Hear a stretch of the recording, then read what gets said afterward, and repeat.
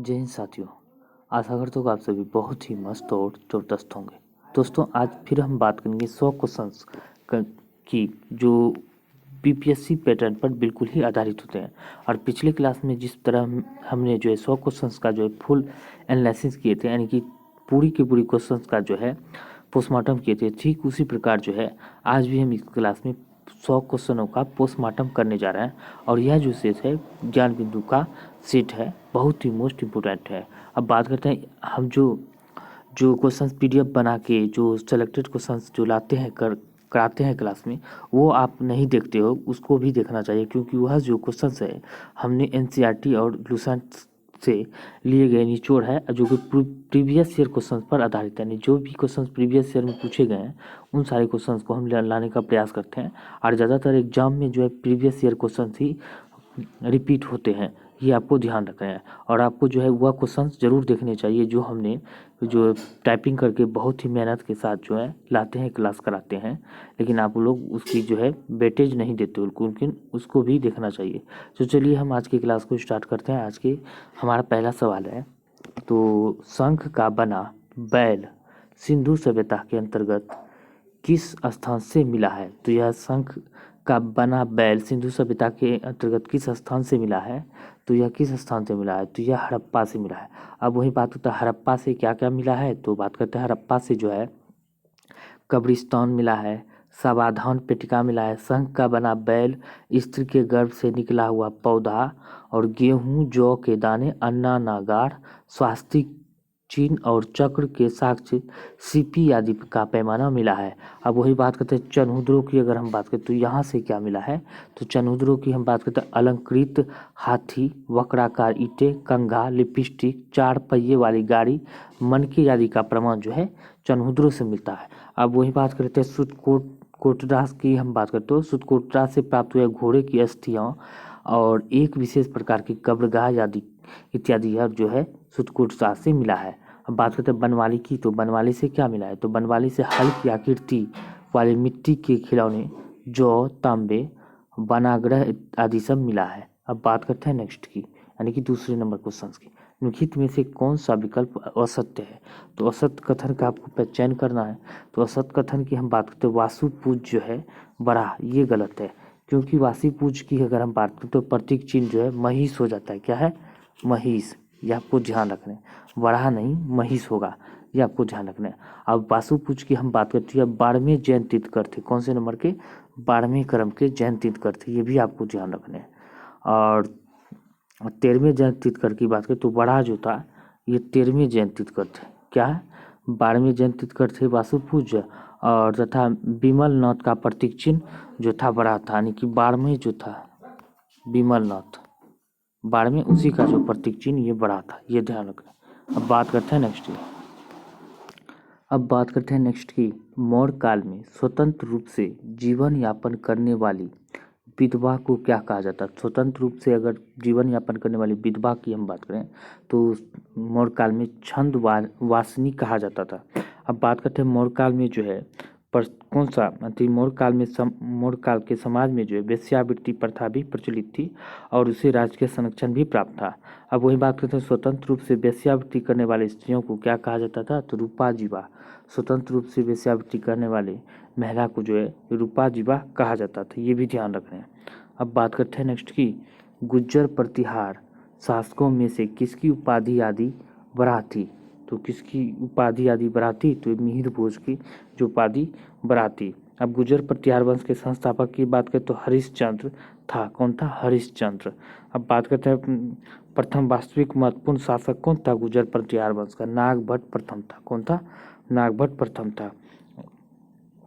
अब बात करते हैं नेक्स्ट की, कौन सी संगम रचना तमिल बाइबिल कही जाती है? कौन सी संगम रचना की हम बात करें तो यह तमिल बाइबिल कही जाती है। तो हम बात करते हैं तिरुवल्लुवर को जो है संगम साहित्य के तमिल का बाइबिल कहा जाता है, या संगम रचना तमिल बाइबिल कहा जाता है, ये भी आपको ध्यान रखना है। अब तिरुवल्लुवर की हम बात करें या कुरल के रचनाकार तिरुवल्लुवर है। इस रचना में राजनीतिक शास्त्र अर्थात आचार शास्त्र और प्रेम जैसे विषय सम्मिलित थे, ये आपको ध्यान रखना है। अब बात करते हैं तोल्कापियर के रचनाकार तोल्कापियर है और यह तमिल व्याकरण ग्रंथ है। तोल्कापियर की हम बात करें तो यहाँ पे दिया गया है। तोल्कापियर क्या है, तो यह एक तोल्कापियम के रचनाकार तोल्कापियर है और यह तमिल व्याकरण ग्रंथ है, यह आपको ध्यान रखना है।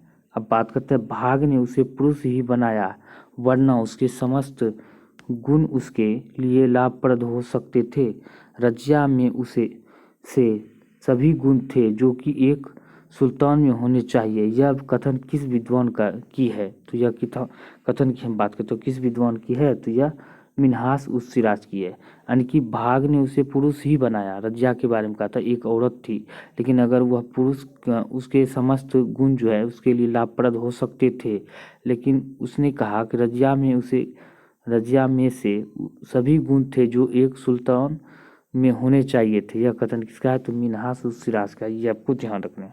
अब वही बात कर लेते हैं आरपी, यानी कि डॉक्टर आरपी त्रिपाठी का मत था कि भारत में मुस्लिम संप्रभुता का वास्तविक श्री गणेश जो है इल्तुतमिश से ही प्रारंभ हुई थी। किससे, इल्तुतमिश से प्रारंभ हुई थी। ये आरपी त्रिपाठी का ये मत था। अब वही बात कर लेते हैं विजयनगर साम्राज्य में जिला को क्या कहा जाता था।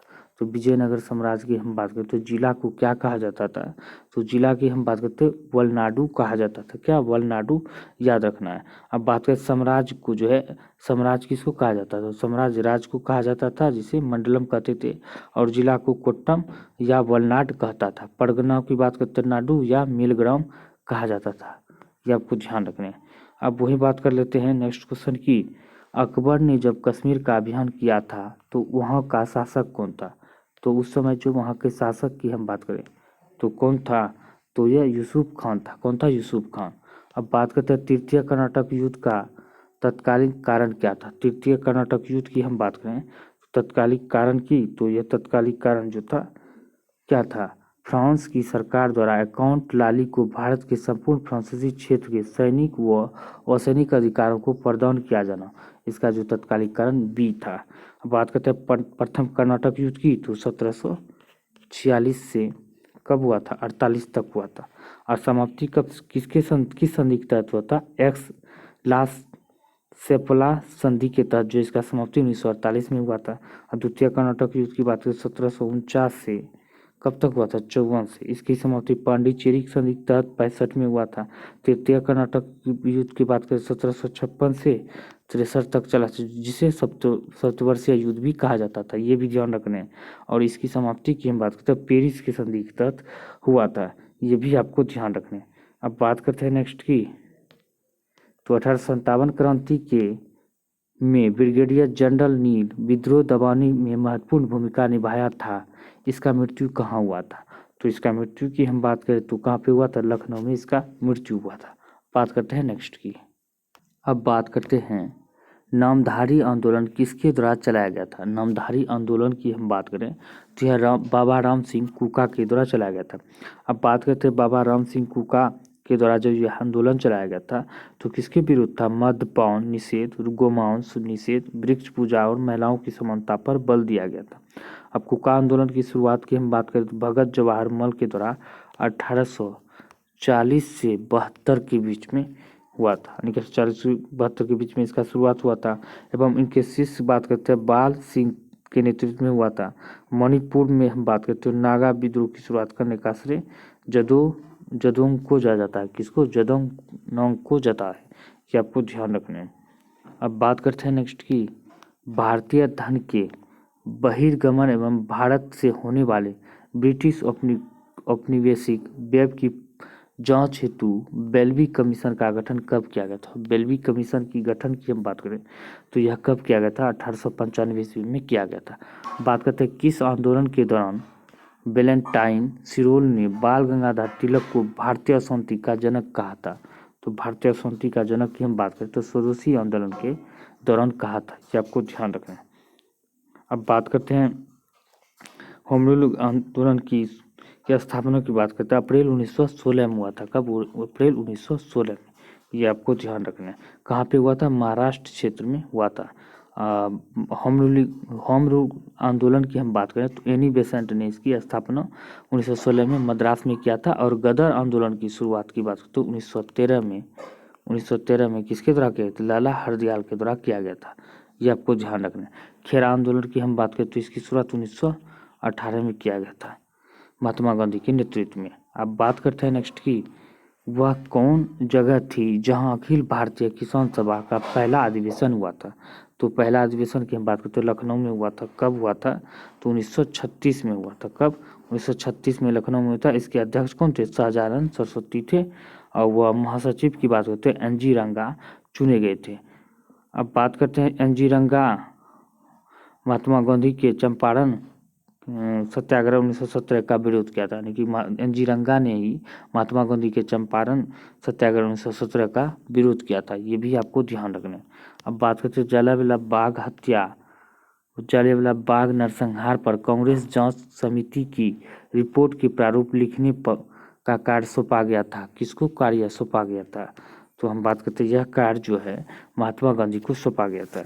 अब जलियांवाला बाग हत्याकांड की जांच हेतु कांग्रेस ने मदन मोहन मालवीय की अध्यक्षता में एक समिति नियुक्त किया था और जिसका नाम दिया गया था क्या? तहकीकात। किसका? तहकीकात जो है यह नाम दिया गया था।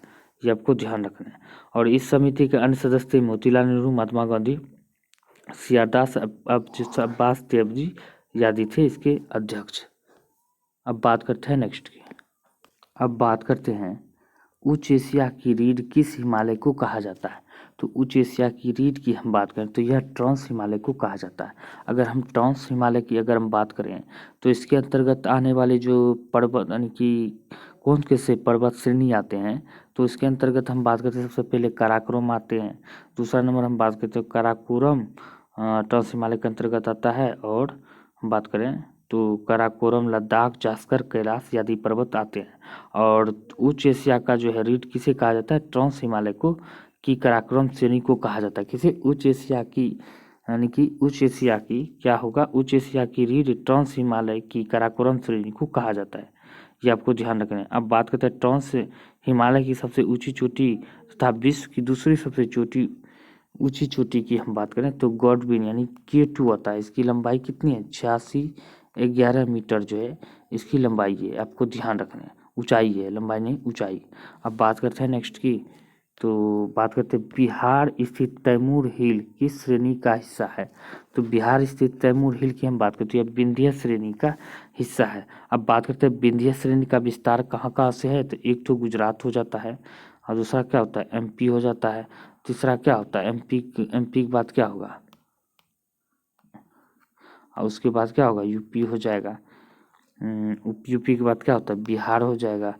बिहार के बाद क्या होगा? छत्तीसगढ़ हो जाएगा। छत्तीसगढ़, ये आपको ध्यान रखना है।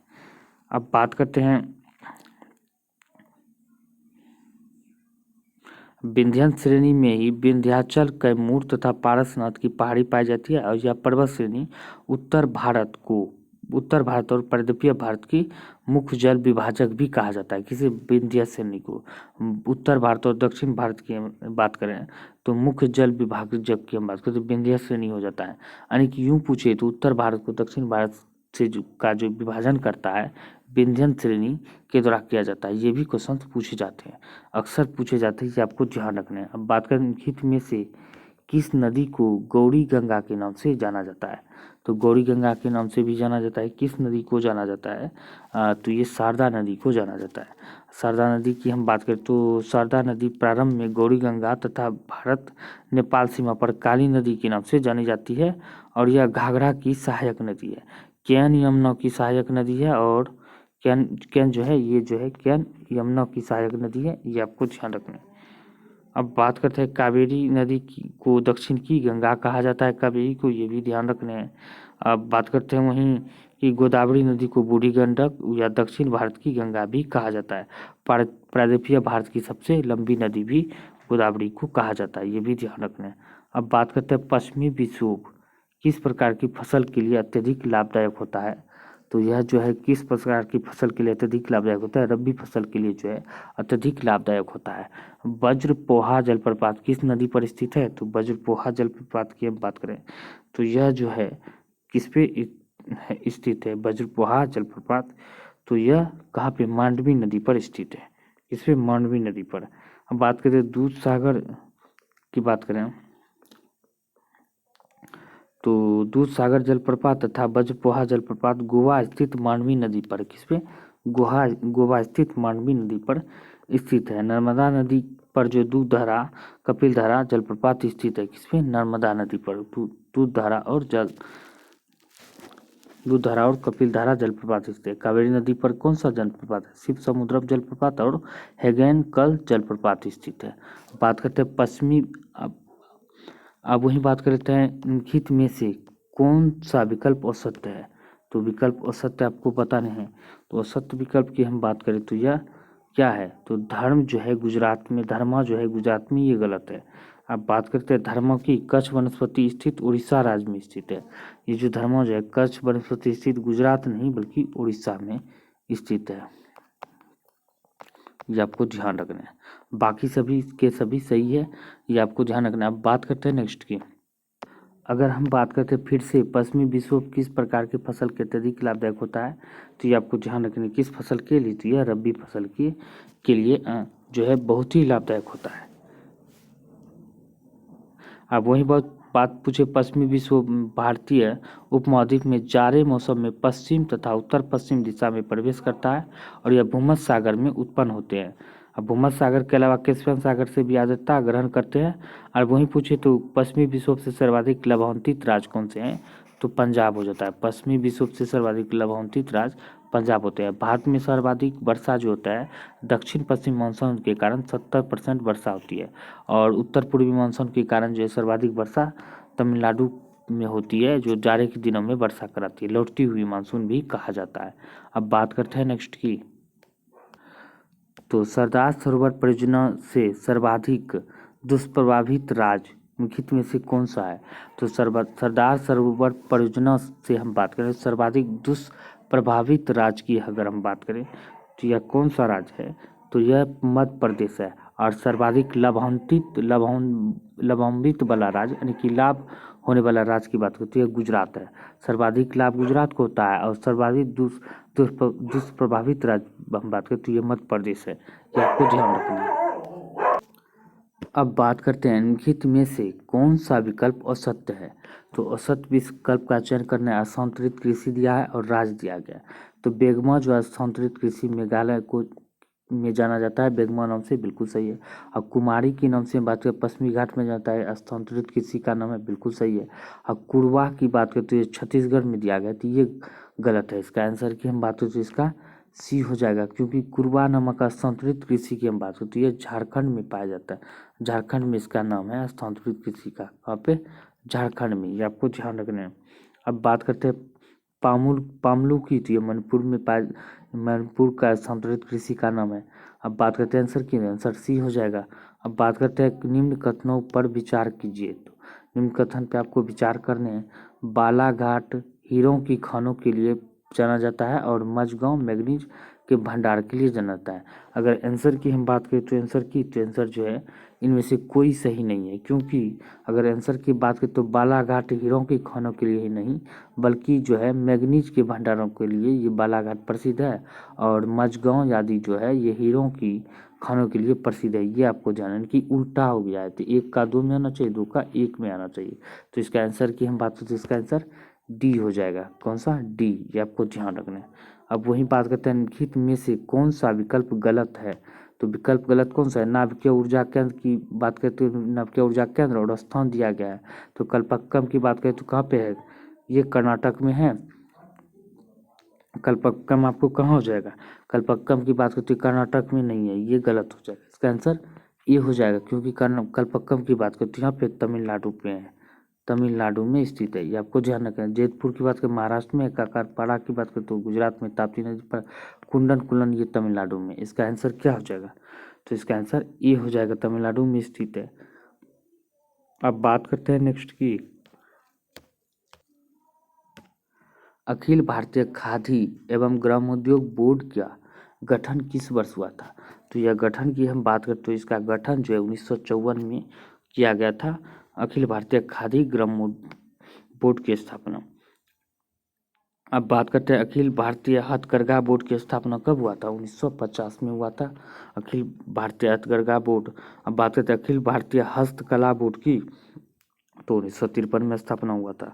अब केंद्रीय विक्रय संगठन की हम बात करें तो इसका गठन 1958 में हुआ था। केंद्रीय विक्रय विक्रय संगठन की स्थापना 1958 में होता है, ये आपको ध्यान रखना है। अब बात करते हैं बोरीवली राष्ट्रीय उद्यान की हम बात करें तो कहाँ स्थित है? तो बोरीवली राष्ट्रीय उद्यान हम बात करें तो यह काफी स्थित है, तो महाराष्ट्र में स्थित है। चितपावन जनजाति किस राज्य में पाया जाता है? तो ये चितपावन की अगर हम बात करें यह महाराष्ट्र में पाया जाता है। कालियट्टम लोक नृत्य किस राज्य से संबंधित है? तो कालियट्टम लोक नृत्य की बात करें तो केरल से संबंधित है। बात करते हैं बागडोगरा अंतर्राष्ट्रीय हवाई अड्डा स्थित है कहाँ पे? तो पश्चिम बंगाल में स्थित है। बागडोगरा अंतर्राष्ट्रीय हवाई अड्डा पश्चिम बंगाल के अंतर्गत सिलीगुड़ी में स्थित है, ये आपको ध्यान रखना है। बात करते हैं केंद्रीय विकिरण प्रक्रिया की शुरुआत किस अधिनियम से की गई मानी जाती है? तो किस अधिनियम से की गई मानी जाती है? तो भारत शासन अधिनियम 1861 में की गई मानी जाती है, ये आपको ध्यान रखना है।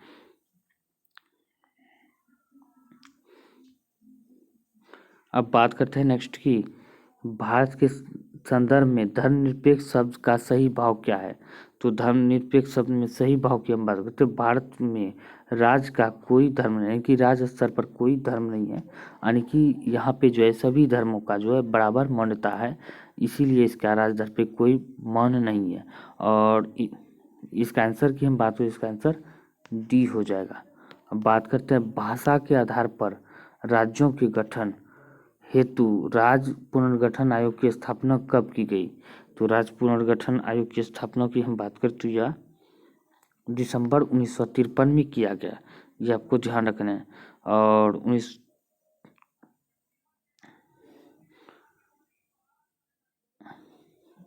अब बात करते हैं विधि का समान संरक्षण भारतीय संविधान में कहाँ से ग्रहण किया गया? तो भारतीय संविधान में ग्रहण किया गया कहाँ से? अमेरिका से। अब बात करते हैं सोवियत संघ से मौलिक कर्तव्य लिया गया है। भारत के जो है सर्वाधिक प्रभाव जो है भारत संविधान में सर्वाधिक प्रभाव भारत शासन अधिनियम 1935 से ही पड़ा है, ये भी आपको ध्यान रखना है। अब बात करते हैं नेक्स्ट की, अब बात करते हैं द्वितीय पिछड़ा वर्ग का गठन किस वर्ष हुआ था? द्वितीय पिछड़ा वर्ग का गठन की हम बात करें तो 1979 में हुआ था, ये आपको ध्यान रखना है। द्वितीय पिछड़ा वर्ग आयोग जनता पार्टी सरकार द्वारा 1979 में बीपी मंडल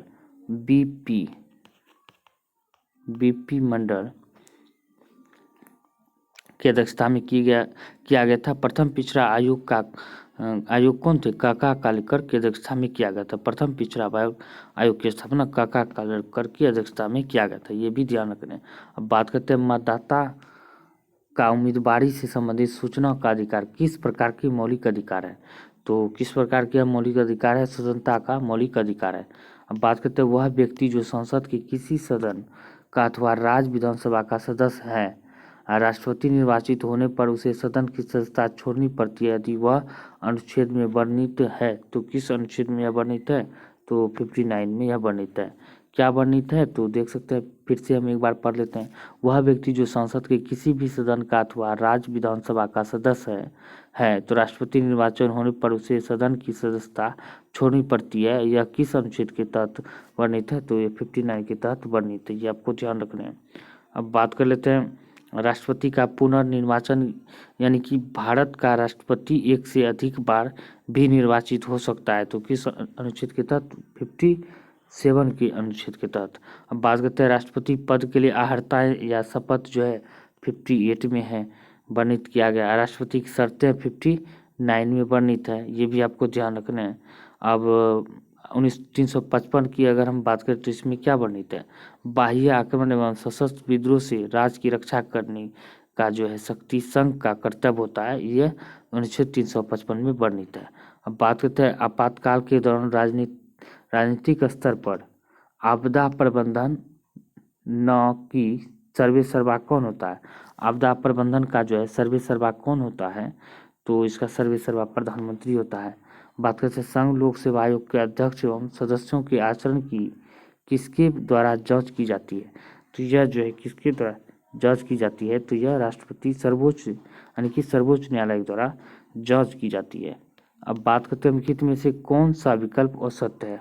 तो यानी कि आपको असत्य विकल्प का चयन करना है। तो असत्य विकल्प की हम बात करें तो बी हो जाएगा। राष्ट्रपति के पास भेजा गया विधेयक यदि राष्ट्रपति द्वारा पुनर्विचार के लिए वापस लौटाया गया तो ऐसा विधेयक लोकसभा के विघटन के पश्चात खत्म हो जाता है।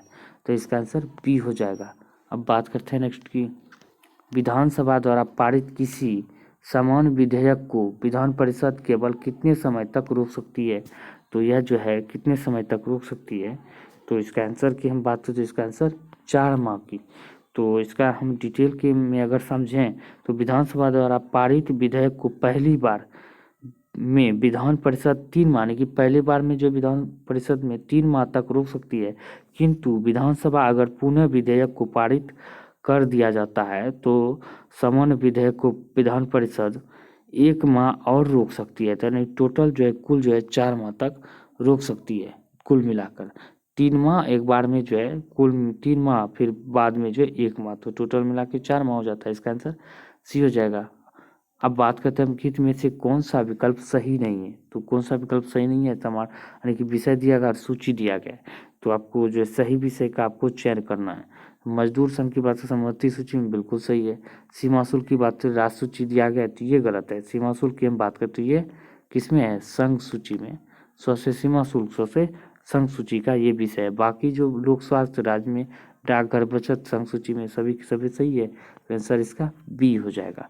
अब बात करते हैं मानव अंग प्रतिरोपण अधिनियम कब आया। तो मानव अंग यानी कि प्रतिरोपण क्या होता है, किसी एक यानी कि आपका जो है कोई भी अंग दूसरे को अगर दान आप जो ट्रांसप्लांट कर देते हैं आपका कोई अंग दूसरे व्यक्ति के अंग में, तो उसी को जो है मानव अंग प्रतिरोपण अधिनियम के उसी के लिए यह जो अधिनियम कब लाया गया था। तो यह अधिनियम जो आया था तो 1994 में आया था। ये आपको ध्यान रखना है। अब बात करते हैं और भी बात करते हैं कि वर्ष की, तो 1952 की अगर हम बात करें परिवार नियोजन कार्यक्रम का प्रारंभ किया गया था। अब वन्य जीव संरक्षण अधिनियम 1972 में लाया गया था। अब बात करते हैं जल प्रदूषण अधिनियम की बात करते हैं 1974 में लाया गया था। ये आपको ध्यान रखना है। बात करते हैं लिखित में से किस संविधान संशोधन के तहत हिंदी भाषा में प्राधिकृत पाठ के संबंध में उपबंध किया गया है। तो हिंदी भाषा में प्राधिकृत पाठ के संबंध में उपबंध किया गया है, तो यह किस में किया गया है। तो यह 59 में जो है संविधान संशोधन के में यह हिंदी भाषा में प्राधिकृत पाठ के संबंध में उपबंध किया गया है। ये आपको ध्यान रखना है। 58 में यानी कि 98 में 58 आपको ध्यान रखना है। अब बात करें स्वतंत्र भारत के प्रथम विधि आयोग की स्थापना कब की गई थी। स्वतंत्र भारत के प्रथम विधि आयोग की स्थापना की बात करें तो 1955 में किया गया था। स्वतंत्र भारत के प्रथम विधि आयोग की स्थापना 1955 में MC शीतलवाड़ यानी कि MC शीतलवाड़ की अध्यक्षता में किया गया था। अब बात करते हैं डर्बी कप का संबंध किस खेल से है। तो डर्बी खेल का संबंध की हम बात करें तो यह घुड़दौड़ से संबंधित है। बात करते हैं नेक्स्ट की। अब बात करते हैं बेसबॉल किस परिसर में खेला जाता है। तो बेसबॉल की हम बात करते हैं यह किस में खेला जाता है, ट्रैक में खेला जाता है। अगर वहीं पूछे कोर्स में, तो कोर्स में क्या खेला जाता है। तो कोर्स में हम बात करें तो यह गोल्फ खेला जाता है। गोल्फ जो है कोर्स में खेला जाता है। अब बात कर लेते हैं और कुछ जैसे कि मैट की। तो मैट क्या है, जूडो कराटे आदि जो है, जूडो कराटे जो है मैट, जो जूडो कराटे ताइक्वांडो जो है मैट में हो जाता है। अगर वहीं डायमंड की हम बात करें तो डायमंड क्या होता है, बेसबॉल जो है डायमंड होता है। अब बात करते हैं ट्रैक में आपको पता है एथलेटिक जो है बेसबॉल यानी कि ट्रैक बेसबॉल खेला जाता है। आपको ध्यान रखना है ट्रैक एथलेटिक जो है ट्रैक पर ही खेला जाता है। अब बात करते हैं नेक्स्ट की, प्रति व्यक्ति आय निकालने के लिए राष्ट्रीय आय को भाग दिया जाता है। तो प्रति व्यक्ति आय हमको निकालने हैं तो किस में भाग दिया जाएगा, देश की कुल जनसंख्या से भाग दिया जाएगा। अगर प्रति व्यक्ति आय की हम बात करें तो जैसे कि आय हो गया प्रति व्यक्ति आय, तो इसको कैसे निकले, बराबर देश की कुल आय यानी कि कुल आय बटे देश की कुल जनसंख्या, देश की कुल जनसंख्या ऐसे भाग दिया जाता है। आपको ध्यान रखना है। बात करते हैं हवाला क्या है। तो हवाला की अगर हम बात करें तो यह एक क्या है, तो हवाला एक विदेशी मुद्रा का अवैध कारोबार जो है हवाला है, ये आपको ध्यान रखना है। अगर सिनेमा देखते हो तो हिंदी सिनेमा, उसमें आप जो है कभी कभी ये चर्चा सुनने को मिल सकता है कि हवाला कारोबारी। हवाला कारोबारी का मतलब यही होता है, विदेशी मुद्रा का अवैध कारोबार होता है। राजकोषीय घाटा और बजटीय घाटे का अंतर किसके बराबर होता है? तो यह जो है किसके बराबर होता है? तो यह सार्वजनिक ऋण के बराबर होता है। किसके? सार्वजनिक ऋण के बराबर। अब बात करते हैं, जब बर्फ पानी में तैरती है तो उसके आयतन का कितना भाग पानी के नीचे रहता है? जब एक बर्फ जो है पानी पर तैरती है तो उसके आयतन का कितना भाग जो है पानी के नीचे रहता है? तो हम बात करते हैं 9/10 भाग जो है पानी के नीचे रहता है। ये आपको ध्यान रखने हैं। क्यों होता है? क्योंकि 1/10 भाग पानी के ऊपर है, कि 1/10 भाग जो है ये पानी के ऊपर है, तथा 9/10 भाग जो है पानी के नीचे है। ये आपको ध्यान रखना है। अब बात करते हैं नेक्स्ट की, साबुन के घोल के बुलबुले बनने का कारण क्या है? तो बुलबुले बनने के कारण की बात करें, पृष्ठ तनाव है। क्या है? पृष्ठ तनाव। अब पतली सुई पृष्ठ तनाव के कारण ही पानी में तैराई जा सकती है। किसके? पृष्ठ तनाव के कारण पतली सुई। अब ब्लॉटिंग पेपर, स्याही का सिर्फ सोख लेना, लैंप की बत्ती में तेल का ऊपर चढ़ना इत्यादि जो है केशुकत क्रिया का उदाहरण है। ये आपको ध्यान रखना है। अब बात करते हैं नेक्स्ट की, आवर्तकाल पर क्या प्रभाव पड़ेगा यदि झूला झूल रही एक लड़की के बगल में दूसरी लड़की बैठ जाए? तो अगर एक लड़की झूला झूल रही है, ऐसे ऐसे करके झूल रही है, तो इसके बगल में आकर एक दूसरी लड़की बैठ जाएगा, तो इसके आवर्तकाल पर क्या प्रभाव पड़ेगा? तो इसका आवर्तकाल जो है अपरिवर्तित रहेगा। ये आपको ध्यान रखना है। स्नेल का नियम संबंधित है। तो स्नेल का नियम की हम बात करते हैं, यह किससे संबंधित है? तो यह प्रकाश के अपवर्तन से संबंधित है। बात करते हैं, किसी चालक में आवेश का पृष्ठ घनत्व सर्वाधिक कहाँ होता है? तो किसी चालक में आवेश का पृष्ठ घनत्व की हम बात करें तो यह जो है चालक के सबसे पतले भाग पर जो है सर्वाधिक होता है। चालक के सबसे पतले भाग पर। बात करते हैं, माइक्रोफोन किस सिद्धांत पर आधारित उपकरण है? तो माइक्रोफोन की हम बात करते हैं, किस सिद्धांत पर आधारित उपकरण है? तो यह जो है विद्युत चुम्बकीय प्रेरण पर आधारित एक उपकरण है। अब बात करते हैं, थर्मोस्टेट का प्रयोजन क्या है? तो थर्मोस्टेट का प्रयोजन की हम बात करें तो यह इसका प्रयोजन क्या है? तो तापमान को स्थिर रखना जो है इसका प्रयोजन है। अगर हम बात करते हैं विद्युत चुम्बकीय प्रेरण सिद्धांत, यानी कि विद्युत चुम्बकीय प्रेरण सिद्धांत की हम बात करें तो यह जो है विद्युत चुम्बकीय प्रेरण के सिद्धांत पर आधारित उपकरण क्या क्या है? विद्युत जनित्र है, ट्रांसफार्मर है और माइक्रोफोन है। ये आपको ध्यान करें। विद्युत धारा के उसमें प्रभाव की हम बात करें तो इस पर जो है उसमें प्रभाव पर आधारित उपकरण क्या है? तो हीटर है, विद्युत बल्ब है और विद्युत फ्यूज है। ये आपको ध्यान रखना है। अब बात करते हैं गुरुत्वाकर्षण के सार्वत्रिक नियतांक यानी कि जी का मात्रक होता है। तो जी का मात्रक की अगर हम बात करें तो बड़ी जी का मात्रक क्या होता है? तो इसका मात्रक की हम बात करें तो इसका मात्रक डी होगा, न्यूटन प्रति किलोग्राम, यानी कि न्यूटन प्रति किलोग्राम स्क्वायर जो है इसका मात्रक होता है। अब बात करते हैं अनुदैर्ध्य तरंग संचरित होता है। तो अनुदैर्ध्य तरंग की हम बात करते हैं, संपीड़न एवं विरल में जो है यह जो अनुदैर्ध्य तरंग संचरित होता है। अब बात करते हैं नेक्स्ट की। अब बात करते हैं निम्नलिखित में से कौन सा वर्षा मात्रक यानी कि वर्षा मापक यंत्र है? तो वर्षा मापक यंत्र की हम बात करते तो मैकमीटर जो है वर्षा मापक यंत्र है। इसका आंसर सी हो जाएगा। अब टेकोमीटर की अगर हम बात करते तो यह क्या है? तो वायुयान की गति मापने वाला यंत्र है। अब बात करते हैं मैकमीटर की, वायुयान की चाल। मैकमीटर जो है वायुयान की चाल को ध्वनि की चाल के पदों में मापने वाला यंत्र है। अब वेब मीटर की बात करें तो वेब मीटर क्या है? किसी रेडियो तरंग का तरंग दैर्ध्य मापने वाला यंत्र है। बात करते हैं निम्नलिखित में से सम न्यूट्रॉनिक विकल्प कौन सा है? तो सम न्यूट्रॉनिक विकल्प की हम बात करें तो इसका विकल्प की हम बात करें तो क्या हो जाएगा? इसका सी हो जाएगा, फास्फोरस तथा सल्फर हो जाएगा सम न्यूट्रॉनिक। अगर वही बात करें तो क्लोरीन की परमाणु संख्या क्या होती है? तो क्लोरीन की परमाणु संख्या क्या होगी? तो इनमें से जो है यानी कि क्लोरीन की परमाणु संख्या इनमें से कोई नहीं होगा।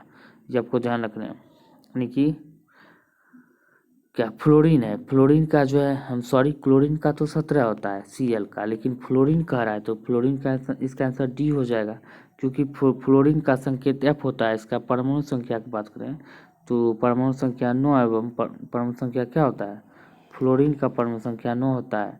अगर क्लोरीन की बात करें तो इसका क्या होता है, 17 होता है, ये आपको ध्यान रखना है। अब बात कर लेते हैं नेक्स्ट की नाइट्रोजन की संयोजकता होती है। नाइट्रोजन की संयोजकता की अगर हम बात करें तो क्या होता है, यानी कि कितना होता है, तो इसका संयोजकता की हम बात करें तो इसका 3 जो है संयोजकता होती है नाइट्रोजन का। अब बात करते हैं निम्नलिखित में से कौन सा ऑक्सी अम्ल है, तो ऑक्सी अम्ल की हम बात करते हैं, यह फास्फोरिक अम्ल जो है एक ऑक्सिक अम्ल है। अब बात करते हैं समान ताप और दाब पर सभी गैसों के समान आयतनों में अणुओं की संख्या समान होती है। तो यह जो है नियम किसका है, तो गैस जैसे किया तो गैस हो जाता है चार्ल्स का नियम, किसका जो है समान ताप और दाब पर सभी गैसों के समान आयतनों में अणुओं की संख्या समान होती है, यह नियम किसका है, तो यह नियम जो है एवोगाद्रो का नियम है। बात करते हैं बॉयल का नियम, स्थिर ताप पर किसी गैस की निश्चित मात्रा का आयतन उसके दब का व्युत्क्रमानुपाती होता है, ये बॉयल का नियम होता है। चार्ल्स का नियम, स्थिर ताप पर किसी गैस का निश्चित मात्रा का आयतन उसके परम ताप का समानुपाती होता है। अब बात करते हैं ग्राहम की नियम की हम बात करें तो ग्राहम का नियम क्या हो जाएगा, तो ग्राहम की नियम की अगर हम बात करें तो निश्चित ताप और दाब पर विभिन्न गैसों का विसरण के आपेक्षिक वर्ग के उनके घनत्व के वर्गमूल के विपरीत होता है, ये जो होता है ग्राहम का नियम। अब बात करते हैं स्मेल्टाई अयस्क क्या है, स्मेल्टाई अयस्क की हम बात करें तो किसका अयस्क है, तो हम इसका अयस्क की हम बात करते हैं कोबाल्ट का स्मेल्टाई अयस्क है। यूरिया में नाइट्रोजन की प्रतिशतता होती है कितनी, यूरिया में नाइट्रोजन की 46% पाया जाता है। प्राकृतिक निम्नलिखित में से किसका बहुलक है, तो यह जो है बहुलक किसका है, तो ये आइसोप्रीन का बहुलक है। अब बात करते हैं किस में sp संकरित कार्बन होता है, sp संकरित कार्बन की हम बात करते हैं किस में होता है, तो यह CH और इसमें C में इसका जो sp संकरित कार्बन होता है, ये आपको ध्यान रखना है। अब बात करते हैं नेक्स्ट की, अब बात करते हैं निम्नलिखित में से कौन सा तत्व जर्मन सिल्वर में उपस्थित नहीं होता है, तो जर्मन सिल्वर में हम बात करते हैं कौन उपस्थित नहीं होता है, तो एल्युमिनियम नहीं होता है, बाकी जो है ये उपस्थित रहता है, ये आपको ध्यान रखना है।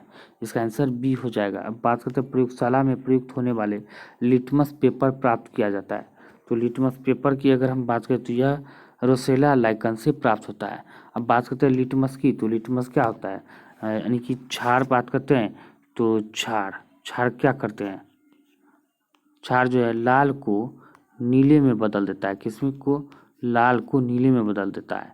अब वही बात करते हैं अम्ल की अगर हम बात करते हैं अम्ल क्या होता है, नीले को यानी कि नीले को हम बात करें नीले को लाल में बदल देता है, इसको लाल में, आपको ध्यान रखना है।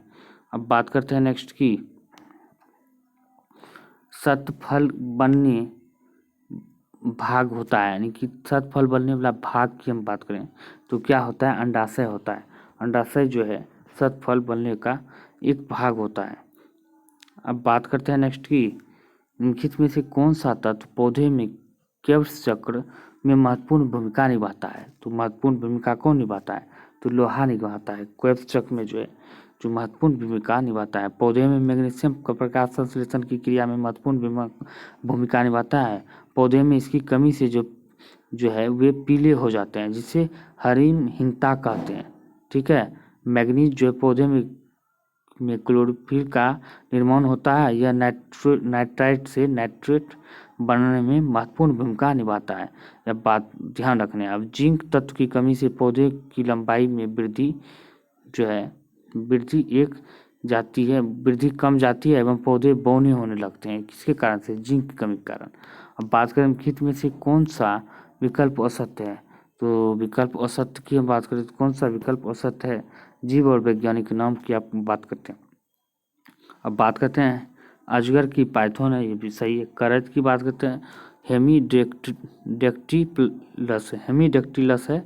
अब इसका जो है हेमीडेक्टिलस की बात करें तो इसका आंसर करैत का वैज्ञानिक नाम क्या हो जाएगा, करैत का वैज्ञानिक नाम बंगे रस हो जाता है, क्या बंगे रस होता है, ना कि हेमीडेक्टिलस होता है, इसका आंसर बी हो जाएगा। अब बात करते हैं घरेलू मक्खी का जो वैज्ञानिक नाम क्या होता है, हेमीडेक्टिलस जो है घरेलू मक्खी का वैज्ञानिक नाम होता है। मोर का पावोक्रिस्टस होता है, कीवी एप्टेरिक्स का होता है, ये आपको ध्यान रखना है।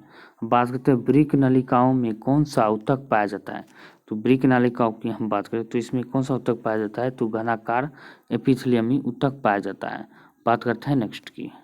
अब बात करते हैं पानी में आर्सेनिक विष के कारण कौन सी बीमारी होती है, तो इसमें बीमारी की बात करें केराटोरिसस बीमारी होती है, ये आपको ध्यान रखना है।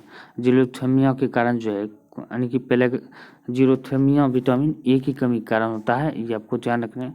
अब बात कर लेते हैं पेलगरा की, तो पेलगरा रोग होता है किसके कारण, पेलगरा रोग दांत जैसे त्वचा दाद हुआ विटामिन बी3 की कमी के कारण होता है पेलगरा रोग। अब वहीं बात कर लेते हैं इटाइटाई की, तो कैडमियम की कमी के कारण जो है इटाइटाई नामक रोग होता है। इनमें से किस रोग में मानव का गुणसूत्र 47 हो जाता है, यानी कि 47 होता है, किस में हो जाता है, तो क्लिनियोफेटर सिंड्रोम में हो जाता है, ये आपको ध्यान रखना है। टर्नर सिंड्रोम की हम बात करें तो इसमें गुणसूत्र की संख्या 45 हो जाता है, ये आपको ध्यान रखना है। अब वही बात करें क्लिनोफेंटर सिंड्रोम में गुणसूत्रों की संख्या 47 हो जाता है। और डाउन सिंड्रोम की हम बात करें तो इसमें अगर डाउन सिंड्रोम की हम बात करें तो इसमें क्या होता है, तो इसमें रोग ग्रसित यानी कि इस रोग से ग्रसित व्यक्ति मंदबुद्धि, आंखें टेढ़ी, जीभ मोटी, अनियमितता शारीरिक ढांचा होता है और मंगोलिज्म इस रोग को कहा जाता है, मंगोलिज्म भी कहा जाता है डाउन सिंड्रोम वाले रोग को। पटाउ सिंड्रोम की बात करें तो इसमें रोगी का जो है ऊपर का ओठ बीच से कट जाता है और तालू में दरारें हो जाता है, तो इसे पटाउ सिंड्रोम कहते हैं। बात करते हैं कठिन परिश्रम करने वाले पुरुषों को कितना कैलोरी भोजन की आवश्यकता होती है, तो इसमें हम बात करते हैं इसका आंसर डी हो जाएगा। बात करते हैं आँख के पेशियों को नियंत्रित करने वाले केंद्र होता है, तो आँख के पेशियों को नियंत्रित करने वाले केंद्र की हम बात करें तो मध्य मस्तिष्क होता है। बात करते हैं मानव शरीर में भ्रूणीय विकास की प्रक्रिया कहाँ संपन्न होती है, तो भ्रूणीय विकास की प्रक्रिया की बात करें तो यह जो है गर्भाशय में संपन्न होती है। ज्योतिर्गमय उत्सव 2022 का आयोजन स्थल कहाँ हुआ है, तो इसका आयोजन स्थल की बात करें तो नई दिल्ली में हुआ है।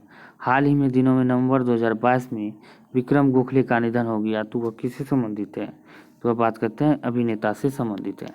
बात करते हैं डिजिटल प्रणाली से लैस बस सेवा शुरू करने वाला पहला राज्य, तो पहला राज्य की हम बात करें तो यह महाराष्ट्र है। 33वां नाटो शिखर सम्मेलन 2023 का आयोजन कहाँ किया गया जाएगा, तो ये 2023 का आयोजन की बात करें बेल्जियम में किया जाएगा। 32वां की बात करें तो नाटो शिखर सम्मेलन कहाँ हुआ था, स्पेन में हुआ था 32वां। 31वां जो है कहाँ पे हुआ था, बेल्जियम में हुआ था, ये भी याद रखना। 31वां 2021 में बेल्जियम ब्रुसेल्स में ही संपन्न हुआ था। अब 33वां भी बेल्जियम में ही किया जाएगा। अब बात करते हैं नेक्स्ट की अंतर्राष्ट्रीय बौद्धिक संपदा सूचकांक 2022 में प्रथम स्थान अमेरिका का है, भारत का स्थान कौन सा है, तो भारत का स्थान की बात करें तो 43 है। हाल ही के दिनों में कौन सा बैंक उत्सव सावधि जमाएं योजना शुरू की है, तो उत्सव सावधि जमाएं योजना की हम बात करें तो यह भारतीय स्टेट बैंक द्वारा शुरू किया गया है। गांधी मंडेला पुरस्कार 2022 किसे प्रदान किया गया, तो गांधी मंडेला पुरस्कार 2022 की हम बात करें तो यह दलाई लामा को दिया गया है। अब बात करते हैं डॉक्टर कलाम सेवा पुरस्कार किसे दिया गया, तो यह रवि कुमार किसको दिया गया, रवि कुमार सागर को दिया गया। अब बात करते हैं सुमित्रा चरतरम पुरस्कार उमा शर्मा को दिया गया, किसे, उमा शर्मा को। खलीद जावेद पुरस्कार किसे दिया गया, यानी खलीद जावेद को जो है JCB पुरस्कार दिया गया 2022, ये आपको ध्यान रखना है। हाल ही में संपन्न विमेंस अंडर 90 T20 विश्व कप 2023 का उपविजेता टीम रहा है, तो उपविजेता की हम बात करते हैं इंग्लैंड हो जाएगा। ये साउथ अफ्रीका में खेला गया था और इसी में जो इंग्लैंड को हराकर भारत ने यह कप जीता था, तो इसीलिए इसका उपविजेता इंग्लैंड हो गया, इंग्लैंड को हराकर ही जीता था। अब बात करते हैं नेक्स्ट की द क्लॉज ऑफ 2006 नामक पुस्तक के लेखक कौन है, तो इसके लेखक की हम बात करते हैं इसका लेखक आकाश कंसल है। कौन है, आकाश कंसल। अब बात करते हैं गोल्डन यानी कि गोल्डन बॉय नीरज चोपड़ा की बात करें नवदीप सिंह गिल है इसके लेखक किसका, तो गोल्डन बॉय नीरज चोपड़ा के पुस्तक के लेखक नवदीप सिंह गिल है। और बैचलर डेट की हम बात करते हैं तुषार कपूर है बैचलर डेट पुस्तक के लेखक। डेमोक्रेसी पॉलिटिक्स और गवर्नेंस की हम बात करते हैं डॉक्टर ए सूर्य प्रकाश है। अब बात करते हैं निम्नलिखित में से कौन सा विकल्प सही नहीं है? तो सही विकल्प की हम बात करें तो कौन सा नहीं है? तो विश्व जनसंख्या दिवस 12 जुलाई दे रहा है, तो ये 11 जुलाई है, तो इसका आंसर ए ही सही नहीं है। बाकी तो हमको लगता है सही है। बैंक का राष्ट्रीयकरण 19 जुलाई को हुआ था, ये सही है।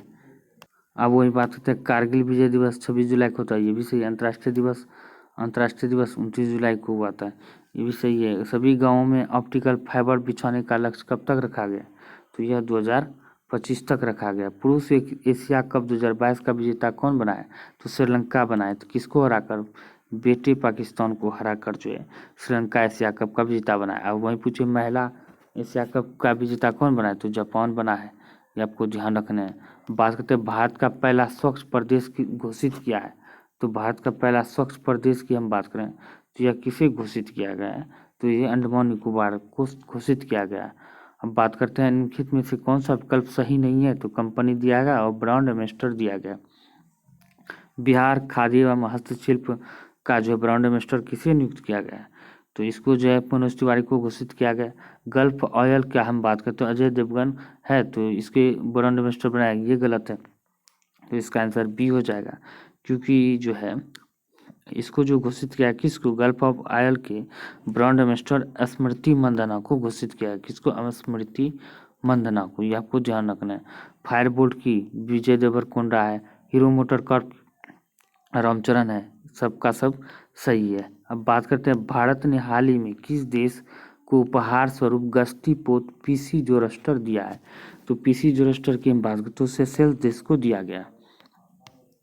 अब यहाँ पे मैथ का क्वेश्चन है, एक दुकानदार एक सिलाई मशीन के अंकित मूल्य पर 14% छूट देने के बाद रियायती मूल्य 10% की छूट देता है। यदि अंतिम विक्रय मूल्य 3,483 है तो अंकित मूल्य ज्ञात कीजिए। तो अंकित मूल्य की हम बात करें तो यह क्या हो जाएगा? इसका आंसर डी हो जाएगा। तो इसको निकालने कैसे है? तो विक्रय मूल्य को हमको दे दिया है, तो यहाँ पे दिया गया यानी कि विक्रय मूल्य कितना दिया है? 3,483 दिया गया है। अब गुने क्या करेंगे? तो गुने में हमको क्या करना है? जो 100 गुने कितना छूट दिया गया है? तो पहली बार 14 छूट दिया गया है तो 86 हो जाएगा। अब गुने कितना करना है? तो फिर 100 गुने कितना फिर छूट दिया गया? दूसरी बार 10 दिया गया तो 90 लिख देंगे। अब इसको कटा फटा देने के बाद जो है 4500 निकल के चला आएगा आंसर। अब बात करते हैं नेक्स्ट की, अवरोही क्रम में ली गई 8 क्रमांक तो विषम संख्याओं का औसत 82 है। तो प्रथम 4 संख्याओं का औसत ज्ञात करें। तो अवरोही क्रम में यानी कि विषम क्रमांक संख्या कैसे करना है? x+2 x+3 4 यानी कि 4 ऐसे करके जो है x+14 तक लेना। 8 संख्या 14 तक फूट जाएगा। तो इसका आंसर की हम बात करते हैं, इसका आंसर क्या निकल के चलाएगा? तो इसका आंसर बी हो जाएगा 78। ऐसे करके x+y कर देने हैं। और 82 जो ऐसे बटे में कितना संख्या है? तो 2 हो जाएगा बटे में। और औसत कितना दिया गया है? 82 है। इसको जब हम वापस में कोना कोनी गुना कर लेंगे तो घटा देने के बाद कितना निकल के चलाएगा? तो इसका आंसर जो है तो ये 75 जो है निकल के चला आएगा। अब बात करते हैं नेक्स्ट की, यहाँ पे दिया गया है, इसका आंसर आप खुद पढ़ के जो है निकाल लेना है आपको। तो ये इसका आंसर ए हो जाएगा। अब बात करते हैं दर्पण का जो है इसमें प्रकार दिया गया है, तो दर्पण का उल्टा प्रतिबिंब कैसे क्या बनेगा? तो इसका जो है डी आंसर हो जाएगा। अब बात करते हैं नेक्स्ट की, यहाँ पे दिया गया दिए विकल्पों का प्रश्नवाचक चिन्ह पे क्या होगा? तो प्रश्नवाचक चिन्ह पे हमको देख सकते हैं कितना वृद्धि हो रहा है, यानी कि इस पे जो है 10 पे 1 का वृद्धि हो गया, 11 इस पे 8 का वृद्धि हो गया, फिर 27 का वृद्धि हो गया, फिर 64 का वृद्धि हो गया, फिर कितना वृद्धि हो जाएगा?